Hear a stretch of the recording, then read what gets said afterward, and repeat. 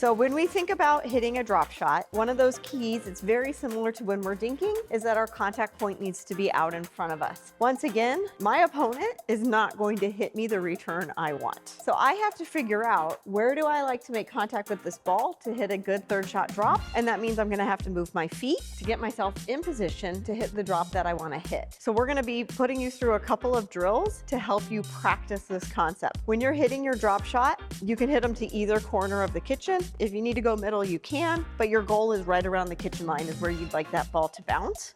All right, to start off, when we're back here, I'm gonna go over there and I'm gonna start feeding you some balls, but I wanna demonstrate first what I want you to do. Obviously, when we're hitting this drop, we're going from low to high and we're pushing this ball essentially over the net. I'm not that concerned right now with your actual drop form because we're working more on our footwork, making sure that we actually get there.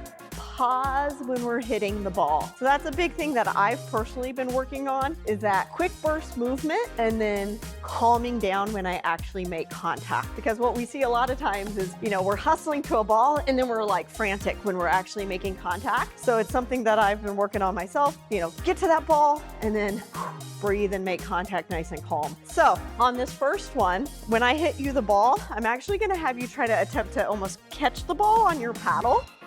Okay, so just like this, and then you're gonna go set your feet and get there in order to hit your drop, okay? So obviously you're not gonna do this in a real game, but the whole idea is about breathe and catch, use those legs to catch this ball, and then wherever it bounces off your paddle, now you gotta do that quick little burst, get there, get set. You're gonna be making contact out in front of you most likely, because mostly you're gonna be probably blocking this ball in front of you anyways, and then set to hit this ball over that net. All right, so what you're gonna do now, Damien, is we're just gonna follow this pattern.